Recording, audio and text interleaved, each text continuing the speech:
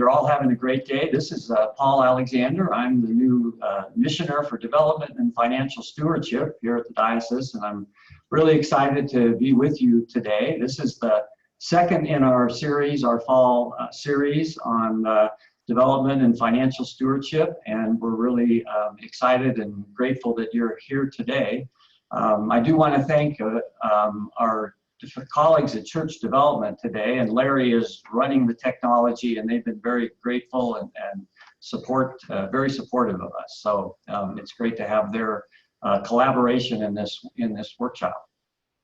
And I'm Tracy Meppi. I'm the coordinator for development and stewardship, so I work closely with Paul. My title is actually an old title up there, so I really am who I say I am. Welcome to our second webinar of our four-part series.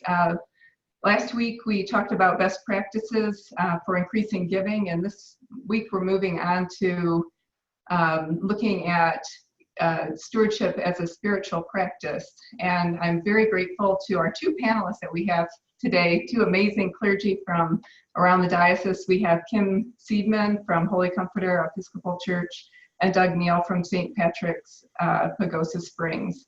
So thank you very much for being here and welcome. Thanks, glad to be here. Thank you very much.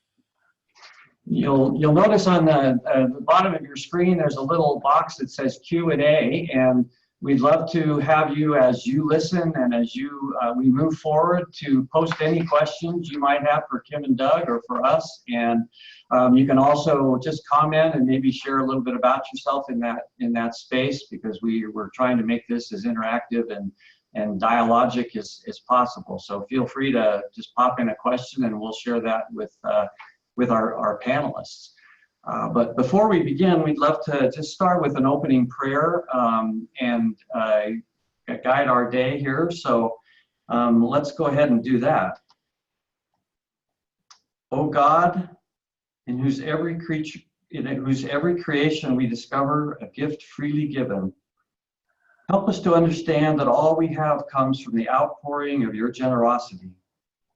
Inspire in your hearts a deep sense of gratitude, and move us as to share what we have received with the same immensity of spirit in which it was given. May our gifts of substance and service be an example of Christ's enduring presence and outreach to this community and to all beings. Amen. Amen. So we have a couple goals for today, and these are really from the Development and Stewardship Survey that we sent out in August, in which many of you completed. People really want to begin looking at stewardship in a different way, less as a fundraising effort and more as a spiritual practice. So our goals today are to really begin this conversation and talking about being in right relationship with money and our material possessions, reflecting together on giving as a spiritual practice, and looking at ways that we might engage our congregations in dialogue and healthy practices in giving and right use of God's gifts. And to bring this down out of the ether a little bit and make it practical for our churches, we broke our questions down into the following categories. One is, what is financial stewardship? So really looking for a definition of what this means. Second, how can the practice of financial stewardship be transformed into a form of discipleship or spiritual discipline? And three, what are the barriers to engaging people in financial stewardship? So with that, we will launch into our panelists. I guess the first question we have for you is, we use this term financial stewardship all the time, and what is it to you, and is it just fundraising, or is it something deeper than that? Kim, would you like to begin? Sure. It is for me fundraising and also something more. I like living in the in-between. I think it's fundraising in that it forces a parish to be articulate about its vision and its mission and its goals, to make a compelling case for what we're asking people to invest in. I think it's more than that in that I think that we're called to be generous because we're made in the image of a generous God, and that I am a more faithful Christian when I open my pocketbook. And so I bear witness of it as a spiritual discipline, but I don't want to sway too much on that. Like I say, I live in the tension because I do think that it's important for a parish to work really hard on gaining clarity in articulating its fundraising case for folks. Yeah, I agree with Kim. One of the things that we are doing is with our financial stewardship in the parish is we do raise funds, and we are asking people to contribute money. I mean, there's no denying that. And in order to do that effectively, we have to work with the parish and on our goals, our vision, and why should people give money to the church? But two, I see it as a spiritual practice. For me, it begins as a celebration of gratitude. We have been given plenteous gifts from God, and we celebrate those gifts. We celebrate them with gratitude and thanksgiving. And for me, that is really the core of financial stewardship. And it is ultimately a spiritual expression of our relationship with a generous God and with all of creation. And so that's how I see that tension that Kim mentioned of a spiritual practice and the basic element of raising funds for the church to do ministry and what else we do. So it seems like you see this as really in an integration. I think when I was growing up, I just had this sense of, well, money's dirty, and then there's the spiritual stuff, and it feels like you're saying something very deeper, that there is this, that it's one and the same. Can you maybe expand just a little bit on this spiritual practice, this integrated spiritual practice? Well, I see money, maybe as you're saying, that cross between the secular and the sacred.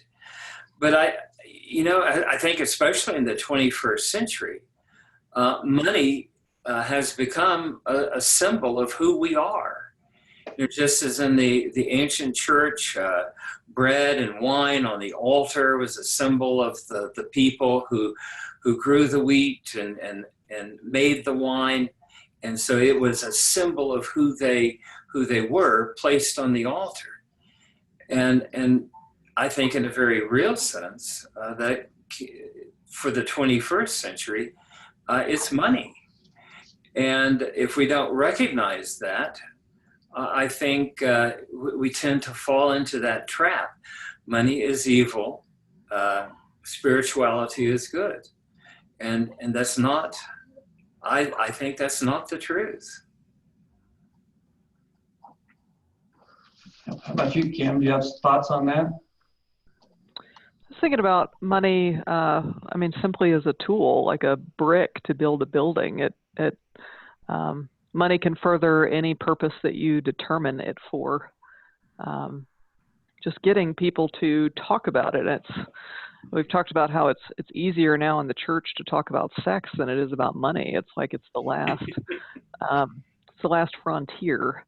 But oftentimes it's the things that are the hardest for people to talk about that they're thinking the most about. And when there's silence around something, there's also this covering of shame. And so just learning to speak about it is important for people's spiritual health. And how do you go about that? How do you get your congregations and your parishioners to speak about this and to instill it, into the life of the parish? Well, I'm thankful that Jesus addresses it so much in the Gospels, so it comes up often enough in the lectionary that whenever wealth is mentioned as one of the texts, I'll inevitably take that opportunity to preach about it and to teach about it. Jesus isn't shy about it.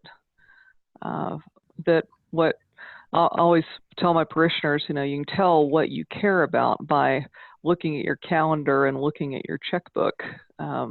That what we allocate our time and our money to show our values. And so it's just a very concrete, simple test. And then I also spend a lot of time with Jesus's words, where your treasure is, there your heart will be. That we have this sense that if I care about it, I'll invest in it, which is true, but the reverse is also true, that if you invest in something because you've put money into it, you automatically start paying a little more attention to what's happening there. And so this sense that, it takes a while for people to invest in something, actually I make a case for investing sooner, and their heart and attention and time will follow. If we could back up just a minute, we were talking about people's anxiety around talking about money. And I would say that's on the part of the people being asked, but also on the part of the asker. It's difficult to ask people for money. So what are some of the things, do you think, that makes money such a difficult conversation for people? I think it's fear. And I think people are afraid of talking about money for any number of reasons. In the church, I think there's a sense of fear of survival. And will we have enough money? Will we have enough resources if we do this or if we do that? And I think instead, what we need to promote is an attitude of abundance, that we will have the resources to do the things that we need to do, whether it be to build a new building or keep the lights on or whatever it's going to be, that if we have an attitude that God has given us the gifts that we need, and that we have an abundance of gifts. We have what we need, rather than an attitude of fear. That's my own feeling. And the fear, I don't know what it comes from. And asking for money. I think most clergy fear asking for money. They fear rejection. They fear that they're meddling in people's something special in their lives. And, as Kim is saying, if we invest or if we give to something, we're more likely to care about it and to care about what it's doing and to become involved in it. And I think that's important as well. Kim, do you have some insights into that?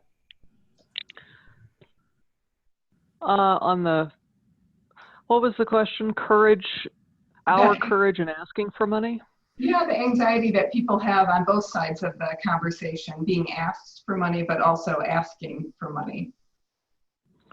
Well, I know for me, it's been something I've had to grow in a lot in my time here at Holy Comforter. What's emboldened me, what's given me some courage, is simply realizing, man, I get asked for money almost every time I turn around, either in my email inbox or in my physical mailbox. Alma mater, not-for-profit organizations, museums, educational institutions, any organization that I've ever been a part of is not afraid to solicit my financial investment. And so just thought, boy, we have not because we do not ask. And so just simply thinking, boy, all these parishioners are getting solicited by other organizations. I should ask too. So that's been part of it. And then also I think there's some fear. There's some fear because we don't want people to think that we only care about them for their financial capacity. Right. And so that just heightens the importance of developing relationships that I've found as I've developed relationships over the long term. It makes asking less, it just gets easier over the long haul because people know that we're going to have way more conversations than just this one. That this is a part of our relationship, but it's not the only part of our relationship. So you mentioned, And one more thing. I guess my last thing is, it feels really good to give, and I've learned that as I've grown in my capacity to give, both kind of in financial capacity and also in just a spirit of generosity. Like, it feels good to write a check and hand it over and know that something is going to happen because of what I did that wouldn't have happened otherwise. And so thinking, oh man, I'm actually giving people the chance to really feel good because they're going to see that their dollars make a real difference. When I came to St. Patrick's, there was a real culture in the parish that we do not talk about money. And it involved, for us, a real cultural change. And to the fact that we can talk about money, we should talk about money. We can talk about our relationship with money, and we can talk about money as it relates to our spiritual lives and to the church. And it has made, in our parish, a big difference. And, you know, again, as Kim said, you know, there's something special about writing a check and seeing the impact that that gift has on the church. And so I, you know, not only is that my experience, but I think more and more it has been the experience of the members of St. Patrick's. And we are much more open about talking about money and our relationship with money than we were 10 years ago. And it is, I have to say, it has been reflected in the giving that takes place in the parish as well. So how did you shift the culture, Kim? You talked about, you know, it's really in the depth of the relationships, and when people see that you're caring for them as a whole person, as a child of the divine, then the rest, it's easy to bring in money to that because they don't see it. Are there other things that you do to create this culture of generosity and abundance in the church? Well, probably like Kim, I talk about it a lot. You know, I would like to say I use a hammer, but no, I don't use a hammer. You know, in the context of preaching, there are texts that occur throughout the lectionary year that beg for that. And sometimes I will preach on those texts in terms of our relationship with money. Sometimes I will have someone from the church just stand up and talk about their ministry. And then I can tie in, you know, one of the things that makes this ministry happen are our donations, the money that we give to the church. In fact, one year we looked at every penny donated to the church in terms of what kind of ministry it makes possible. And those kinds of things that we were able to do, I think, helped begin to shift that culture in our parish. I have to say I've been here 10 years. It didn't happen for me overnight. But as you mentioned, it has to happen within the context of the relationship we have with the people, because they don't want to perceive, I don't think they do, that all the preacher ever does is talk about money, and the only reason he cares for the congregation is because we need money. But it happens within a pastoral, a loving relationship that we have with our parishioners. And then we can have that dialogue. Yeah, I've heard relationship a few times, and I heard Kim early on, you mentioned vision and mission, and there's a quote from Henry Nouwen in The Spirituality of Fundraising where he says, "Fundraising is proclaiming what we believe in such a way that we offer other people an opportunity to participate with us in our mission and vision." And I love that because it's not asking for money so much as inviting people into the mission and vision and work of the church, which is inviting them into belonging. Anyway, I just wanted to add that mission and vision piece. And Kim, did you have anything you wanted to add to what Father Doug added about how to implement spirituality as or giving as a spiritual practice in your congregations? Well, I was just looking at the question that James submitted. I'm just reading through that. So I can read that for you. We have a question that says, Kim mentioned early in the financial stewardship with a mission statement of the congregation that needs to be compelling and meaningful to the individual member in order to engage people better throughout the church year. Where do you recommend the re-examination discussion of the mission statement begins in order to align it with the stewardship objective? Does it start with the vestry, the rector, the stewardship committee, or somewhere else? We typically start it with the vestry, and then we take this every couple of years or so. We hold some congregation-wide listening sessions, and so vestry hosts tables in the parish hall, and we have some small group discussion just talking about how are we living into our mission and how might people envision that growing and developing in the future. And so that oftentimes is the baseline for our budget development process. And because people are in the early stages, helping articulate how the vision is going to look concretely over the next 2 to 3 years, we feel like that's an easier link to make in terms of their financial investment of, you said you want it to look like this, so help us now make this happen when the annual campaign rolls around. We found to be helpful.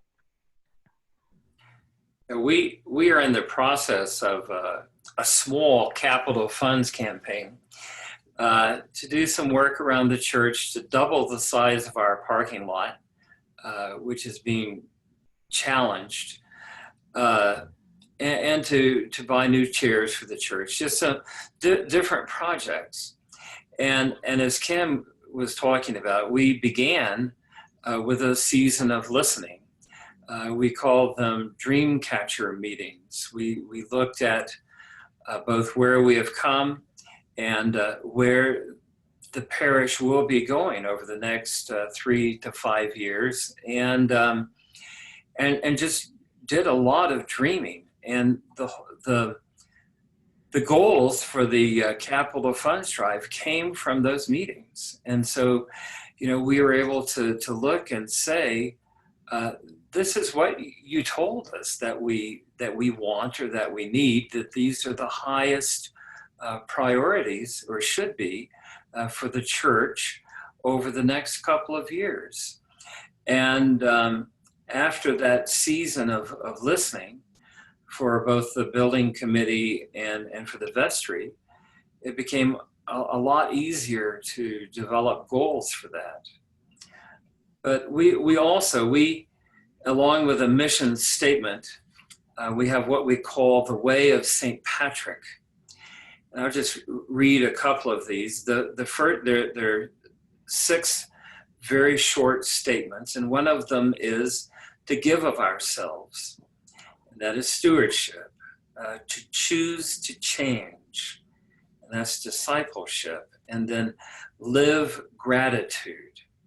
And those are the first several. And these came, again, from the congregation, but were articulated within the context of a vestry retreat, in which we did some work on a mission statement, and then this way of St. Patrick, how we live together as a community, what our community values are. I mean, that feels really powerful. I mean, you've got this core sense of a shared vision, a shared engagement, people talking, and yet, there's a time, I know, if I'm a member of a parish and I've been engaged in this, and I share the vision and this powerful sense of our, Christ's mission in the community. And as I'm about to pledge, I'm thinking, oh, this is so great, but I've got my daughter's tuition coming up, and she's going to probably have some expenses, and our roof is about to need, we had that hailstorm coming on, and I've got these debts, these credit card debts, and how can you ask me for money when I don't know how to manage all this stuff? How do you help people? Or is it our jobs to help people manage those resources and those conflicting emotions? How do you go about sort of removing that fear and shifting from that sense of scarcity to that sense of abundance? I'm still paying my kids' loans, so Kim, I'm going to let you go first. Get some advice here. One of the tools that was really useful for me early on was a class called Financial Peace University that's done by a radio host, Dave Ramsey. And it was a class that was offered at the Episcopal Church, just right after I was out of college. And it was just a 12-week kind of personal financial management 101 that, I wish somebody had taught me in high school. But I actually do sort of wonder sometimes if people aren't equipped with basic personal financial 101 info, because that class helped us develop a budget and get a handle on our debt, all for the purposes of growing in generosity and growing in stewardship. And so part of me wonders if it is part of a church's responsibility is to help people with basic life skills like that. And so we've offered that class occasionally here, or directed people to local churches in the area who are offering it in seasons when we're not. But I totally get balancing immediate needs with paying down debt with saving for the future. But generosity doesn't have to wait for all of your ducks to be in a row. It's a character trait. Like, I think about it in terms of Holy Comforter, there were times when we were a mission. And so the diocese was financially supporting us, helping pay our mortgage, helping us get back on our financial footing after a tough season. And yet, at the same time, they were asking us to give to the diocese. And so in some ways, the vestry kind of cocked their head, because they were sending us a check and we were sending them a check. But it was about the attitude that we are part of a larger whole and growing in that particular characteristic. Yeah. Our parish probably has a different makeup than yours, Kim. Augusta Springs is kind of a retirement community, becoming more and more of a retirement community. And so we have a lot of members of our church are financially savvy, but they're also living on a fixed income. And so it's kind of a different situation. But I do want to tell a story, and this is part of our Capital Funds campaign. We have a young man who is part of our congregation who is very, very smart, but was diagnosed as being schizophrenic in college, and can work, but the kind of work that he can do does not generate huge amounts of income. He works for the local newspaper, helping prepare newspapers to be mailed. And so his income is not real great. And he lives primarily off of SSDI. He was one of the first members of the church to turn in a pledge card. And the card, the amount that he is able to pledge is not very much, but it reminded me so much of the story of the widow's mite. Here is a young man for whom this community means a great deal. And the support of the community, the friendship of the people in our parish, and so it meant a lot to him, even though the gift is going to be quite small.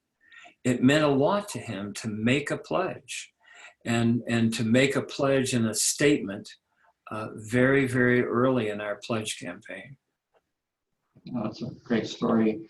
But unfortunately, we're coming close to the end of our half hour, or a little minute or two over, but is there any kind of final words of wisdom or final thoughts either of you have before we talk a little bit about what's coming up next? Mine would be, as a pastor in the parish, is do not fear. Don't be afraid of conversations revolving around money and material goods. And to talk about it within the context of relationship, a relationship with between pastor and congregation, between congregation and congregation, and then right relationship with our money. And that would be what I would say. That and it's all about celebration of gratitude. Kim? I think my final thought is, my hope is that clergy know what their parishioners pledge, that it's an indicator of spiritual health. It is an entryway into conversation. It's an invitation into conversation if someone's pledge radically increases, radically decreases, and it's neat over time to track people's growing pledge as they grow in their capacity for generosity. Well, I'm deeply grateful to both of you for joining us in this conversation. I think it's a conversation we need to continue around the church. I know I need to do it personally, just to continue to engage in this, thoughtful conversation about our relationship with money and these amazing gifts that God has given us. So I'm hoping that you'll join us again and we can continue this conversation. I have so many questions and thoughts. So looking forward to continuing the conversation. Yeah, thank you. This has been great. I invite everybody listening today to participate in next week's webinar called Using Technology to Facilitate Giving. We will have Dennis, who was with us last week, back again, and we'll be talking about a lot of interesting ways to implement technology in your churches. The following week will be around the theme of year-round engaged stewardship, how churches can really serve as an anchor for their communities. So we'd love to have everybody participate in those two as well, and invite others from your congregation. I will be sending out a YouTube link for today's session, and feel free to forward that on to whoever. And we would also love if you could respond to my email with a couple quick comments about how you felt about today's webinar and how it could be improved. We would really welcome that kind of feedback. So thank you again, and we look forward to seeing you next week. Yeah, thanks, Thanks, Kim. Tracy. Thanks, Paul. Bye. Thank you very Bye. much. Bye. Click.